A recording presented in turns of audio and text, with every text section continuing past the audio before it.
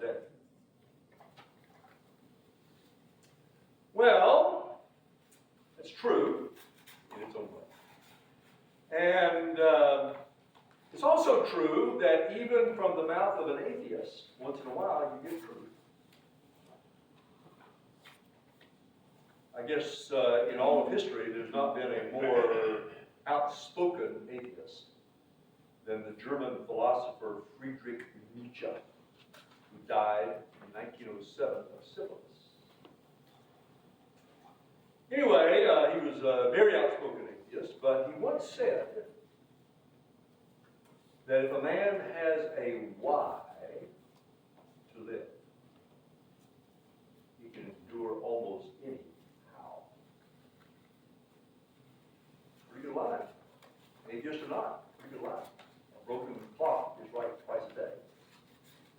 If a man has a why, he understands the why, he can endure the how. Let me suggest to you that as we preach through Chronicles today, that's our study today, we're talking about Chronicles, and like 1st and 2nd Samuel in our English Bibles, or 1st and 2nd Kings in our English Bibles, or Ezra and Nehemiah in our English Bibles, 1st and 2nd Chronicles in our English Bibles, Hebrew is one book. So it's Samuel in Hebrew, and Kings, and Ezra and Nehemiah is just one book in Hebrew, and 1st and 2nd Chronicles is just Chronicles. Divrei Hayamim. So it's one book, and we're going to see there's a reason for that. Also, in with Samuel and Kings, they're included among the prophets. Remember I told you last week, in Hebrew, in the Hebrew Bible, there are 4 former prophets and 4 latter prophets. The 4 former prophets are Joshua, Judges, Samuel, and Kings. The 4 latter prophets are Isaiah, Jeremiah, Ezekiel, and what's called the Book of the 12. That's the minor prophets. Those are the early prophets and the latter prophets. So there is the law, the first 5 books of the Bible. There are the prophets, the 4 former and the 4 latter. And then last of all, there are the writings. Well, the writings is a collection of 11 different books, Hebrew books, that, they're not the work of prophets and they're not law. They're more what we would probably today call more like devotional readings or books on Christian living, how to live out the Christian life. And Chronicles is in the writings. As a matter of fact, and here's something that's going to be important at the end of this sermon, it is the last book of the writings, which means it's the last book of the Hebrew Bible, the very last book of the Hebrew Bible. Okay? So it's not a repeat of history. It's not King's, second stanza or Samuel's second stanza. It's nothing like that. It's not about history. Here's what it is. Remember what I said Friedrich Nietzsche, the atheist, said? If a man has a why to live, he can endure anyhow. Well, Chronicles is written to people who had been through the exile. They had experienced the punishment of God on the sins of his people. The temple had been burned and destroyed. Jerusalem had been burned and destroyed. The people had been taken away into Babylon. And now the exile was about to be over because it ends, Chronicles ends, with the edict of Cyrus, the Persian emperor, Cyrus the Great, that allowed them to go back and rebuild the temple. And that's where it ends, right there. The edict is given, and that's where it ends. So it's an explanation to people who are just about to make their way back to Jerusalem to rebuild the temple. It's an explanation of them about what has happened. It's a why, so that they can endure the how. That makes sense? That's Chronicles in a nutshell. All right, Chronicles has 3 major divisions. I'm going to try to make this as easy as possible for you to remember. 3 major divisions. I don't usually do this because I actually don't like to do it. But I'm I'm going to do it today because it just seems to fit. I'm going to give you a word for each of the major divisions of Chronicles. There are 3 of them. I'll give you one word for each division that will kind of summarize that division. And the words are purpose. The purpose of God. Number 2, promise. The promise of God. Number 3, plan.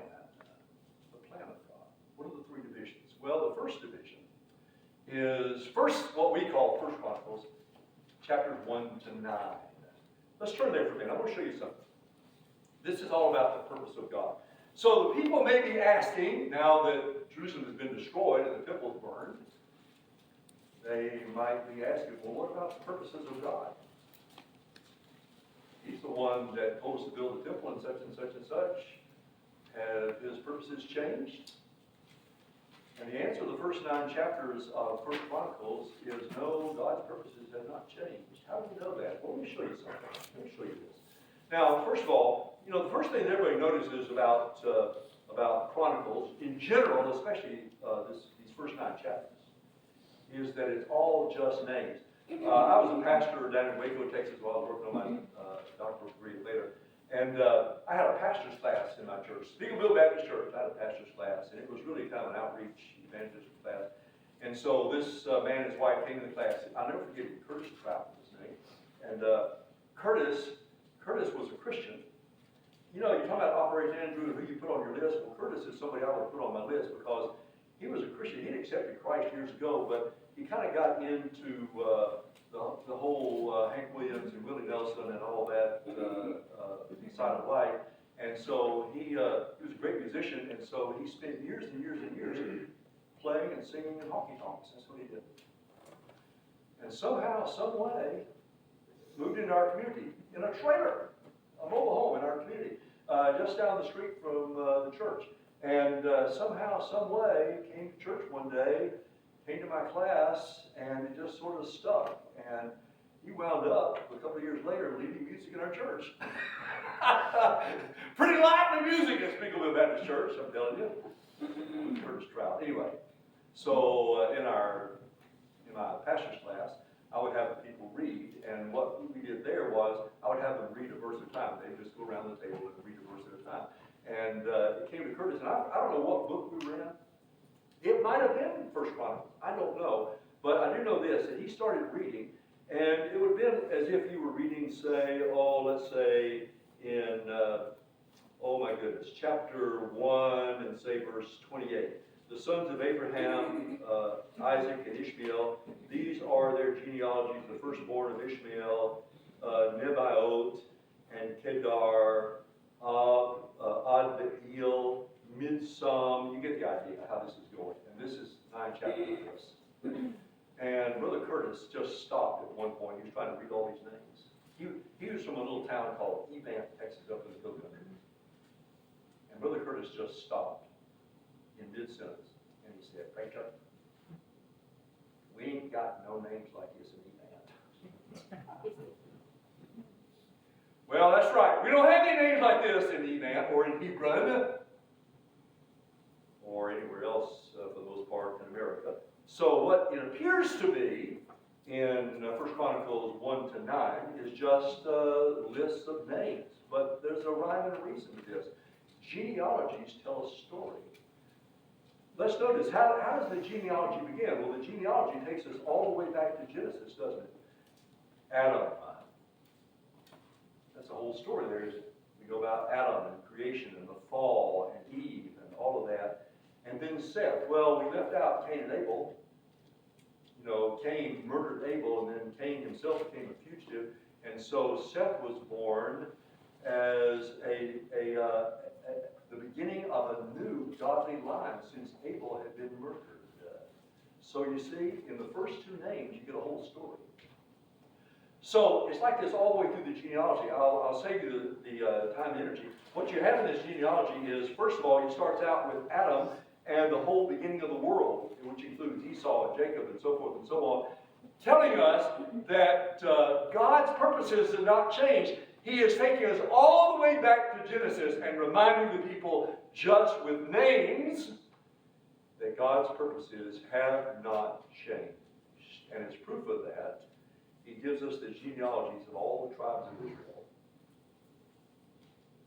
and of David's family, who was the chosen king.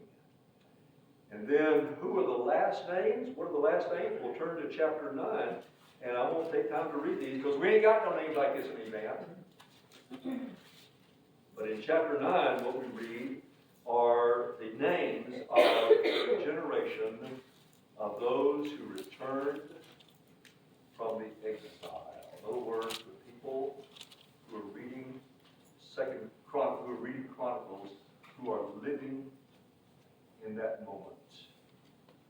And God is saying to them, my purposes have not changed from Adam and the garden and that first sin that plunged the human race into sinfulness, and to the call of Abraham, through whom I promised to bless the world.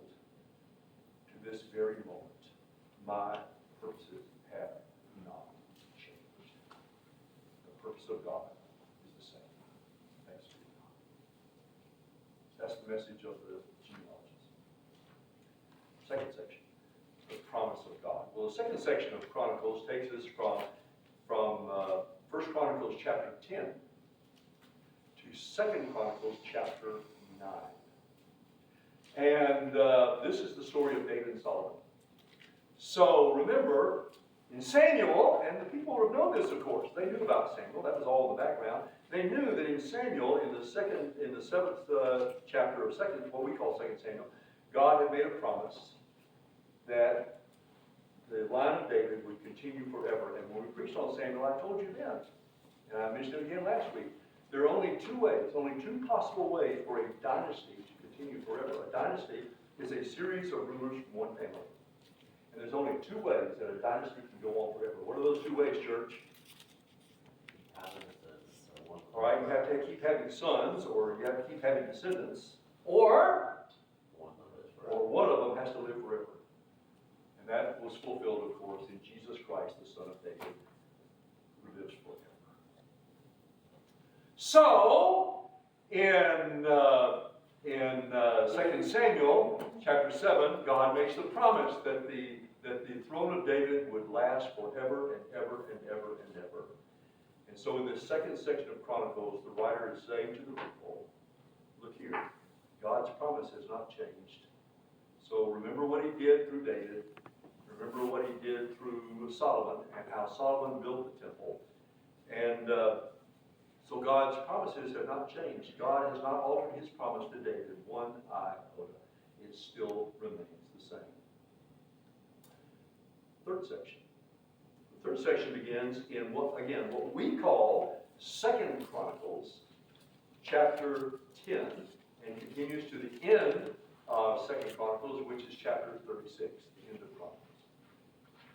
And what you have in this section is a whole series of, you might almost call them case studies, little vignettes, studies of kings. The kings of Judah, the kings of Israel are hardly even mentioned. The only reason the kings of Israel, that's the northern kingdom, after the division, after Solomon had died, there was a division. So the kings of the north are only mentioned in passing just to give a kind of time frame for the kings of the south. So only the kings of the south are really talked about at all. And you have kings like Asa, Jehoshaphat, and Hezekiah, and others, all those kings of the southern kingdom. But there's one great theme that runs through this whole section. One great theme that runs through this whole section. And that is that the plan of God for being in a right relationship with him, the plan of God has never changed. Now, I always try to give you every week as we're preaching through the Bible, I want to give you a theme verse, and the theme verse here is one that you already know. The theme verse is 2 Chronicles 7:14. Somebody say it for me. 2 Chronicles 7:14. If my people, who are called by my name, will humble themselves and pray, and seek my face, and turn from their wicked ways. Then what? I will hear from heaven, and forgive their sins, and heal their land. Now, the people who are reading this have been in exile. Maybe now they've returned to Jerusalem, to the wreckage of what once was Jerusalem and the temple. But they are reading the promise of God that God made to Solomon. Remember that verse, 2 Chronicles 7:14, is God's answer to Solomon's prayer. Solomon had prayed, if the people sin and do wickedly and bring upon them all the curses that the prophets have announced, if they do that, they find themselves in a foreign land, but if they come back, will you hear? Will you listen? Will you forgive them? And God's answer is, if my people who are called by my name will humble themselves and pray and seek my face and turn from their wicked ways, then I will hear from heaven and forgive their sin and heal their land. That's the promise of God. It was true then. The writer of Chronicles is saying to the people in exile, it was true then. It's true now. It's always true. I'm going to give you the magic word for Chronicles. I always like, if I can, to give you a single word that kind of captures the whole book, or in this case, both books, 1st and 2nd Chronicles, and here's the word. Ready? The word is seek. Seek the Lord.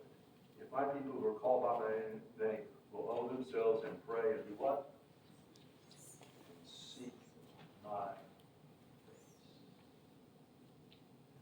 I wish I had time to do this. If I were preaching through 1st and 2nd Chronicles, if I had months to do this, I would show you how that word seek appears over and over and over and over and over and over. I'm just going to give you a couple of examples here real quick. Turn with me back to 1st Chronicles chapter 10. I want to show you something. At the end of chapter 10, we are told about the death of Saul. Now, Saul was the first king, of course, but he wasn't God's king. God allowed him to be anointed and such. In many ways, he was on paper, in ways that we would judge good leadership today. In many ways, Saul was a better king than David. I've said that many times, and it's true. He was a better king in many ways than David was on paper in terms of leadership criteria, except for one thing. David was a man after God's own heart, and Saul wasn't. And you read that at the end of chapter 10, where we're told about the death of Saul. Verse 13 says, so Saul died for his breach of faith. He broke faith with the Lord in that he did not keep the command of the Lord, and also consulted a medium. He did several things that were wrong, but this was one of them. He consulted like a soothsayer, a medium, seeking guidance. Look what it says here. He did not do what? He didn't seek guidance from the Lord. He didn't seek the Lord. That's why Saul fell. He didn't seek the Lord. The key word in Chronicles is seek. So, that verse, many other verses. I wish I had time. I don't, because my time is already getting away. I want to show you, though, the most dramatic story in the whole of Chronicles. The most dramatic story. It's in chapter 35. Turn of what we call 2nd Chronicles. Chapter 35. I'm sorry. Not chapter. I'm sorry. Forgive me. Chapter 33. Man, I did this morning with men. I got to get myself a few times. But chapter 33, 2nd Chronicles. The best king, aside from David, the man after God's heart, and the early Solomon, but certainly other than those two possibly, the best king in Israel's history was Hezekiah, a great king. And 2nd Chronicles has lots and lots to say about Hezekiah and how he sought the Lord and such and such. Now, his son, who became king after him, was the worst king in Judah's history. Hezekiah was the best. Manasseh was the worst. which, just by the way, this is just an aside, I just put this in parentheses. This is just one of those reminders to us, and there are plenty of these in Scripture, that, your influence as a parent counts, sure, and you want your influence to count for Christ and for the gospel, yeah. But there are no guarantees, boys and girls. There are no guarantees. Hezekiah was as good a king as they come. His son was the worst ever. And it works the other way around too, of course. But Hezekiah was the worst king. And we read about Hezekiah in 2 Kings as well. And there, this part of his life is not even told. It's not even mentioned. He was just this terrible, terrible king. And because of his sin, the ripple effects of his sin were so great, that's what led to the exile. Okay? And that's true. And that's where Kings leads it. But Chronicles adds a note. There's the rest of Manasseh's story. So, chapter 33, his story begins, in verse 10. But look down in verse 12. He was taken away in chains himself to Babylon. And then in verse 12 we read this. And when he was in distress, this is Manasseh, who had, by the way, he had reigned for 50 years. And he was horrible. Everything he did almost was wrong. But when he was in distress, he entreated the favor of the Lord, or he sought the Lord. He entreated the favor of the Lord his God, and humbled himself greatly before the God of his fathers. He prayed to him. If my people who are called by my name will humble themselves and pray and seek my face. Right? Isn't that what God promised Solomon? And here it is, worked out in the life of the worst king ever in Judah's history. He humbled himself greatly before the God of his fathers. He prayed to him, and God was moved by his entreaty and heard his plea. Then I will hear from heaven, and brought him again to Jerusalem, and forgive his sin, and heal their land. He restored him again to Jerusalem, into his kingdom. Then Manasseh knew that the Lord was God. What a great story. But you know what? It's just the way of God. The plan of God for a right relationship, for the fullness of life that he gives. The plan of God has never changed. It is the same always. It is always the same as it ever has been. That's why at revival times we quote that verse from 2 Chronicles, because it's true. It's just as true now as it was then. It's always true. And it's true no matter who you are. Even Manasseh. Now, one more burning question to answer. I mentioned this in the midweek memo. Why is it, do you suppose, that Chronicles is the last book of the Hebrew Bible? It is the very last thing you read in the Hebrew Bible. The very last thing. And it seems to end, it's kind of a down note. Well, not exactly, because the exile has happened, Jerusalem has been destroyed, the temple has been burned to the ground. The people have been taken away into exile. Then, in verse 22 of that last chapter, 32. Now, in the first year of Cyrus, king of Persia, Cyrus the Great, that the word of the Lord by the mouth of Jeremiah might be fulfilled. Jeremiah had prophesied that there would be, because of Judah's sins, there would be an exile that would last 70 years. Jeremiah had set a date. He had set a time. So that the word of the Lord through Jeremiah might be fulfilled, the Lord stirred up the spirit of Cyrus. Cyrus was a Zoroastrian. He wasn't a Christian. He wasn't a Hebrew. He wasn't a Jew.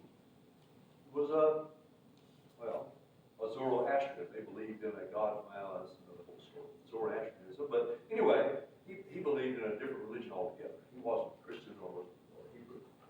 But the Lord stirred up the spirit of Cyrus, king of Persia, so that he made a proclamation throughout all his kingdom, and also put it in writing.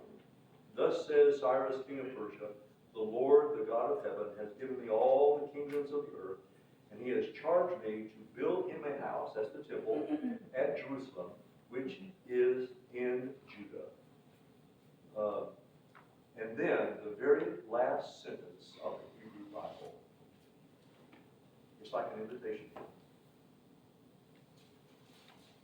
Whoever is among you of all his people, may the Lord his God be with him. And then what? What does it say, church? Let him go up to Jerusalem. The door, thanks be to God, is always open. Let him go up. If my people will call by my name, will humble themselves and pray, and turn from their wicked ways and seek my face, I will hear from heaven and forgive their sin. Bring them back. The ball's in our court. Let him go up. Let's stand together, shall we?